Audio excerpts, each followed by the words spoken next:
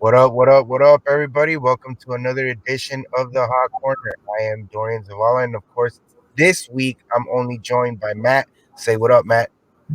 Man, it's been a good week. It's been a Yeah, good week. I'm glad to see you, man. it sure has. It's been a great week. And again, guys, we want to apologize for not being here the last couple weeks. 2020, man, it's a different animal. It took us down in some way, but we're here, we're ready, and we're ready to talk about the Dodgers. Let's go. Matt, get it started, boy. All right, so before we do that, we do have Idiot of the Week. And I'm gonna actually, even though I'm introducing it, I'm gonna let you start it off because I mean, you know one Idiot of the Week quite well. Yep. The idiot of the week is gonna be me, myself, because I went to the World Series last week from games 1 through 4, and it was great. It was an awesome time, but as it happens out there, I lost my cell phone, my wallet, and my mind in the same damn week. So the idiot of the week this time goes around to me and only me. Matt. Yeah, I mean, and then we'll staying in the state of Texas. We have Dallas Cowboys defensive coordinator Mike Nolan. So he's on a Zoom call, just doing a typical press run. And while in the Zoom call, he gets Tabasco on his finger, rubs it in his eye, and then becomes like legitimately blinds himself. I mean, he saw the light. It's like the Raiders of the Lost Ark. Sees the light, goes blind, and has to cancel the Zoom call. So initial like knee jerk reaction. This kind of reminds me of the Office episode where Toby is telling Michael like when his daughter has a bullet or when there's a mean girl at school. Toby's daughter gets stomach aches and she doesn't want to go to school. So I mean, anybody who's been watching football knows how bad the Cowboys defense is and how it's just. I mean, so it is the definition of so far gone. So I mean, this is like him saying, I don't really like I just don't want to talk about it. I mean, it's when you get a bad grade on a test and your parents ask you about it, and you just kind of avoid it, start talking about something else. It's like he almost purposely rubbed Tabasco sauce in his eye just to get I away mean, from questions, right? like besides getting hot sauce in your eye, which anybody has done, it sucks. Like rubbing anything hot in your eye, it really sucks. Yeah, it But I does. mean, besides that, I mean, it was a pretty good idea because now we're not talking about the Cowboys defense. Yeah, I mean, he should be fired. I mean, I never want anybody to lose their job. That's not what I root for. Mm, Well, and we'll get to that as we get to that. Let's stick to this one. I don't root for people to get fired for the most part, but this dude, he should be gone. The defense, which was, from what I remember, the last 3-4 seasons, it's been top notch. They've been a good defense, and they didn't lose. I don't think they lost anybody on defense, core player wise, for them to fall off the way they've been falling off. It's the coaching; it's not there. They're not prepped up by the coaches. Uh, Mike McCarthy, he's old school, man. He's a different era, and that era, and unfortunately, in the NFL, is dead, and he's not evolving, which is also something that is making the Cowboys suck the way they do. But yeah, Mike Nolan should be gone. Wasn't he an offensive coordinator to begin with? If I'm not mistaken? I'm not sure. I don't really know his roots that well. I'll be honest, like this is the first time his name's crossing my radar, but it's not a great way to start, at least It's for not. our personal relationship. And for especially when you're on, I mean, Cowboys are one of the most known franchises of all time, like as the Right. NFL goes. Yeah, not a good look. I never understood why they got rid of Rod Marinelli. That was something that when McCarthy came in, I figured, oh, okay, he's got another guy from the same era. Say they play good defense with this dude. He's gonna keep him. They're gonna roll, but let him go. And then Mm. he brings in Mike Nolan, and I'm like, well, Mike Nolan was a terrible head coach, and the last time he had a defense, it was a terrible defense. Historically, one of the worst defenses in NFL history. So I just never understood the hire. I don't understand how he's still there. And I don't understand how Jerry Jones comes out and says he doesn't see a lack of leadership. Are you kidding me? There is a big lack of leadership. It left as soon as Dak Prescott went out. Dak Prescott was that gorilla glue holding that terrible porcelain doll together. And as soon as that glue dried out and lost force, you saw it all. It's what you're seeing it now. It's crumbling apart. And I mean, I Well, I feel mean, for Cowboys fans, but I don't. yeah, I mean, well, like there is the like granted the coaching is awful. Like Mike McCarthy got himself a Pro Football Focus membership, so he's trying to like convert to the new nerd way, and it's just I don't think he can read. Like he doesn't strike me as a big literature guy, so there is a chance Right. he can't read. But it's also like I mean, like I feel like the pinpoint, and we're gonna wrap up with football soon, but the pinpoint of the season was the Odell Beckham run, just to end the game, like just to really ice the game. It was the jet sweep. Yeah. And you just see like nobody wants to tackle him. Like I don't know, he has a force field around him. Like nobody Yeah. can hear him. It's like Yeah. Violet from Incredibles. Yeah. Definitely. Definitely. Well, now we move on to, of course, Game 7 of the World Series, and my God, that was a what a game! What a game! What a series! To be honest with you, Mm-hmm. what a series from 1 to 4. It was awesome. It was just excitement. I mean, let me tell you about Game 1, man. Walking into that big old stadium, and it's true what they say. Everything in Texas is just bigger. It just is. You when you go to like downtown, you look at Staples Center. It's like, yeah, it's huge. You go to Dodger Stadium. It's a beautiful place. It's huge. You go to Texas, man. Cowboy Stadium. I mean, it's what the hell am I walking into? This is like a palace, and the new ballpark of the Texas Rangers. It's ridiculous, dude. It's awesome. Everything was so cool out there. Uh, and they do make it bigger in Texas. My God, it's true to a T. But the excitement was there. Just like Dodger fans, we take over anywhere we go, man. Anywhere we go, we take over. You see what we do in San Diego? That's called Dodger Stadium South. And you go to Arizona, and that's Dodger Stadium East.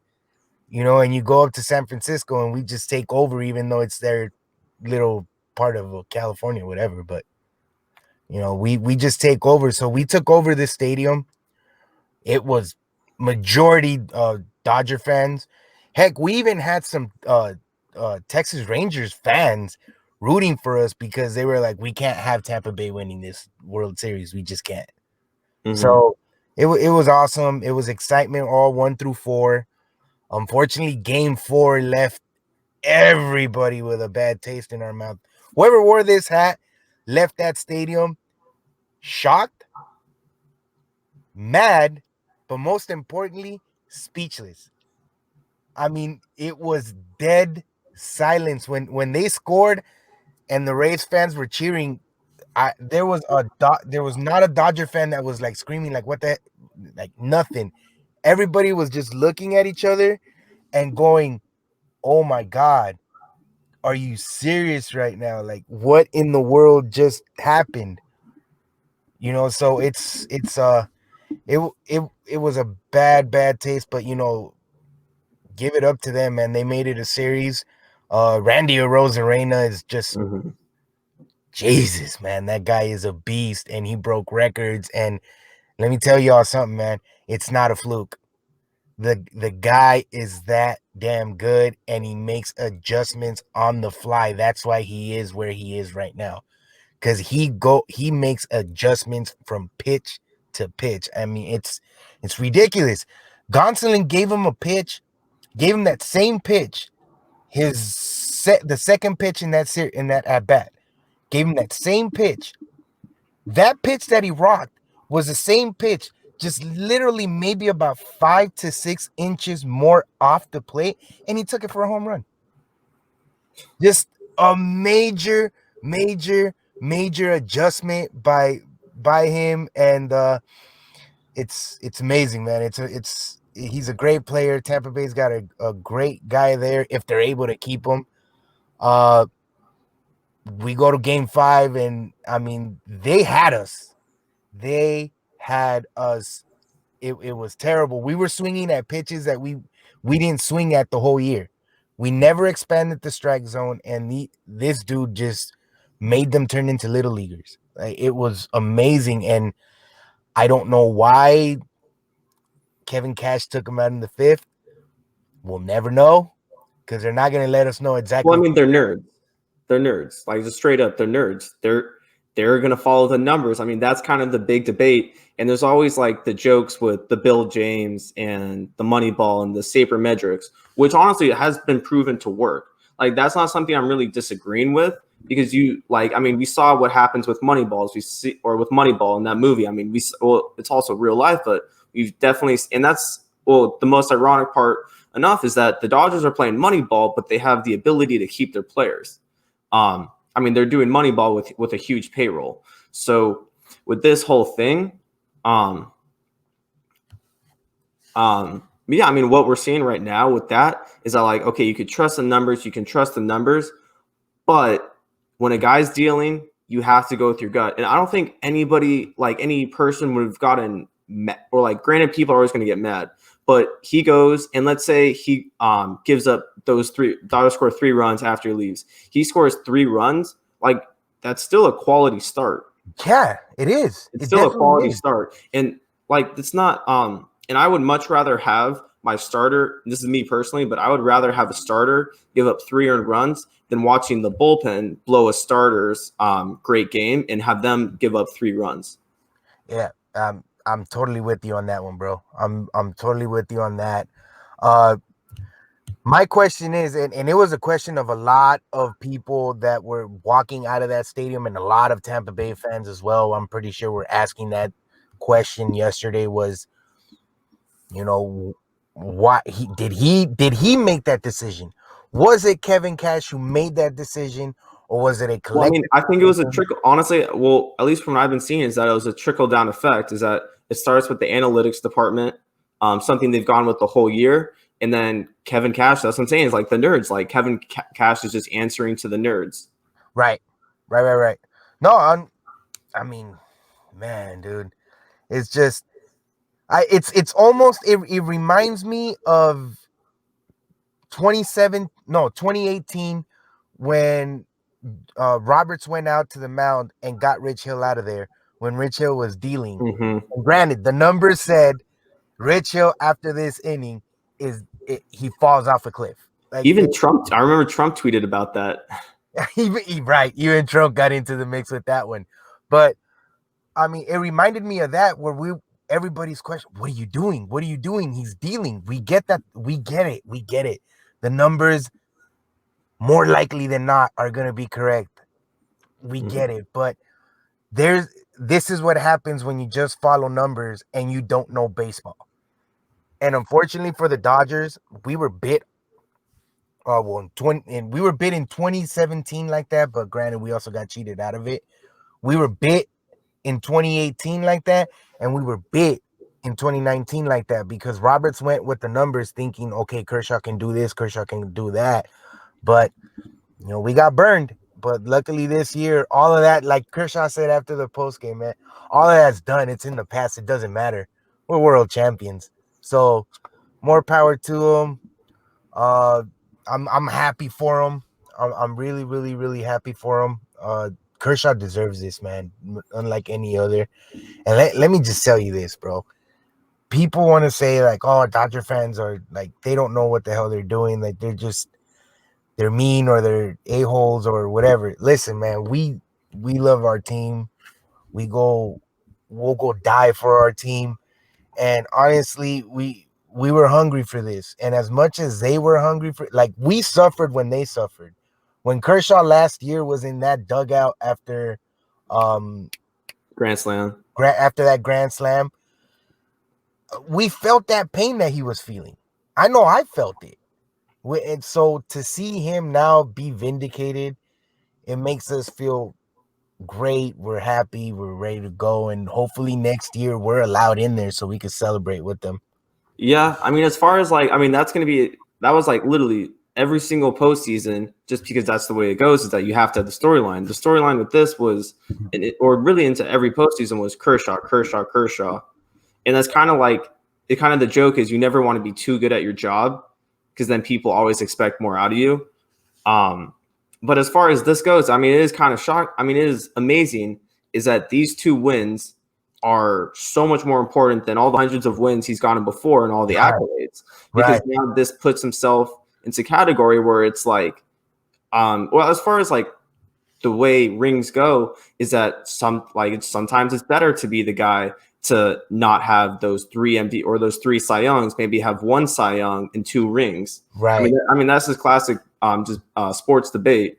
But yeah, I mean Dylan's asking us right now, is he one of the best pitchers ever? And like that's what the crazy part is, that these 2 wins seals it. Like these 2 wins is it. He was first ballot Hall of Famer even before he got this ring. He was going to be first ballot Hall of Famer. It was just going to leave a bad taste in his mouth when everybody was saying, okay, he's a Hall of Famer, but he never won the big one. Now he can say he won the big one and won 2 crucial ones to get to that big one. So power to him, man. He is one of the best pitchers ever. If he's the most dominant pitcher of this era. Yeah. He is. Stats show it, numbers show it.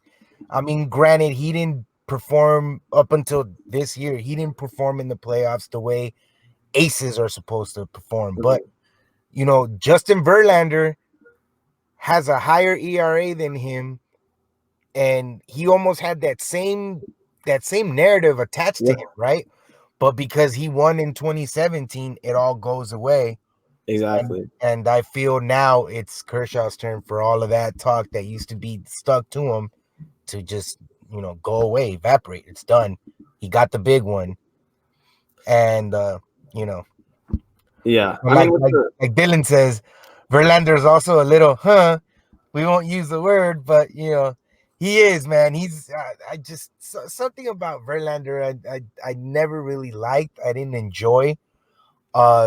Max Scherzer to me was always a better guy when they were both in Detroit.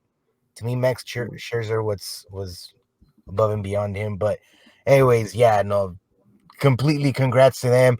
And more, you know what? And I wear this jersey right here. If y'all see, I'm wearing this jersey right here for Victor Gonzalez and the tank, man, Julio Urias.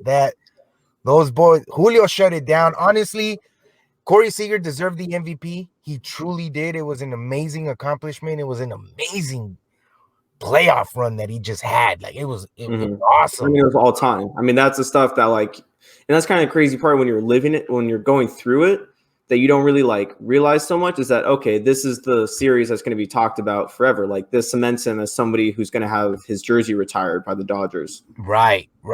So, I mean, it's awesome for all the guys. And here's a stat that blew my mind away, dude.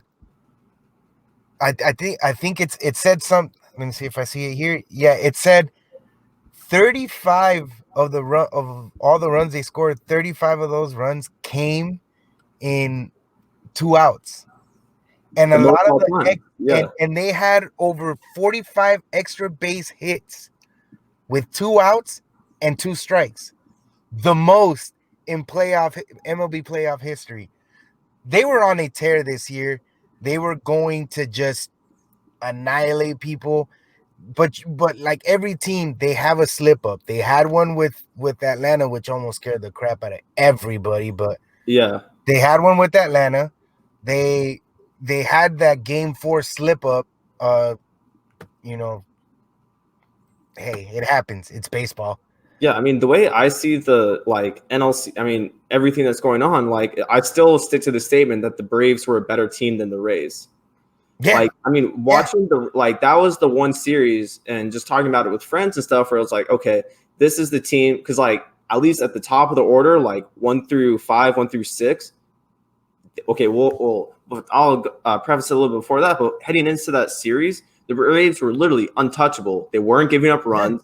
Yeah. Everybody in the lineup was hitting 300-400. Travis d'Arnaud was showing us powers that we've never even seen before, and their pitching was dominant. I mean, Max Fried, Anderson, all those guys were dealing.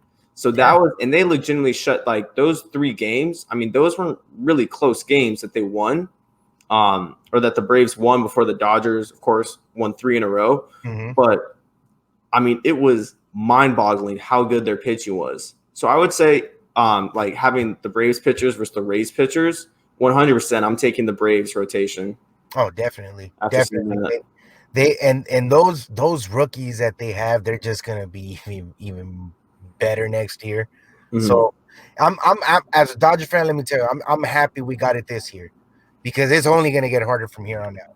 Mm-hmm. The Padres are gonna be better. The Giant, as much as I hate that team and I hate that city and everything, that team is gonna get better next year. Colorado was looking all right until they kind of flattened out. Well, they did what they always do. I mean, Yeah. it's clockwork. But we have a lot of question marks now. Like, what do we do with Kike? Do we bring him back? Do we let him go? What do we do with Justin Turner? Do we bring him back? Do we let him go? There's a bunch of other. Dylan Floro, I believe, is another guy that his contract is up. There's a lot of question marks with the Dodgers, and now with the whole COVID thing with Justin just yesterday. I was gonna wait till we talked about that. Yeah. Do the Dodgers bring him back? What's gonna be the punishment? Does MLB go like, dude, you're a jerk. We told you to stay in the locker room and you broke it.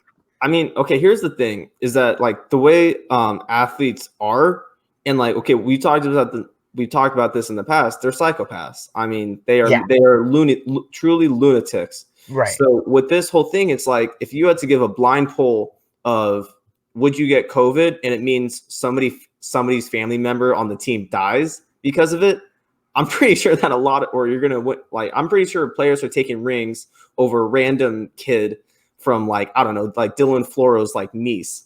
Like I'm pretty sure Turner would want a ring for that in return. So right. I mean, it sounds really horrible to say, but it does. But I mean, this is a one-time situation. Like this is something that might literally never happen again, or might have to wait another 3 decades. Right. So for the time being, it's like, I mean, I don't know. We don't want to turn this into like we're becoming scientists right now, like put on our faith. I mean, who's to say it could be a false positive? But from what I was reading and seeing before we got on here, the reports are that it got tested again today. That sample got tested again 2 or 3 times, and they all came back positive. So, I don't know. I think it's like you have to go get him tested again, test that sample, test him again, test that sample, and hopefully, it's not just give him the Nick Saban sample. Right. Nick Saban beat it in like 2 hours. So just whatever Nick Saban did, Turner needs to get on that program. He sure does. But that's the question though. Like, what is MLB going to do about Justin Turner? It could be a suspension, bro. You just don't know. I'll take that. I mean, 5 games. I mean, I will take any suspension. No, let me stop you there. I don't think we're looking at 10 games or 5 games of a suspension. I think we're looking at a lengthy one. For sure. Honestly, don't care. Like at least for these next 5 years. No, for him, yeah, take it. I'll get into Justin Turner right now on why he deserved everything. Yeah, he deserved and why he deserved to be out there to begin with. But I mean, to really think about it, the way this pandemic has been ravaging through the world and taking lives and stuff like that, to put your teammates' wives in danger. I mean, you got to see Austin Barnes and Kike Hernandez's wives were pregnant right there, and I mean, maybe like a month or 2 away from delivery. So that's something that pops out. Kenley's kids were there. Mookie's kids were there. Kelly's kids were there. Everybody.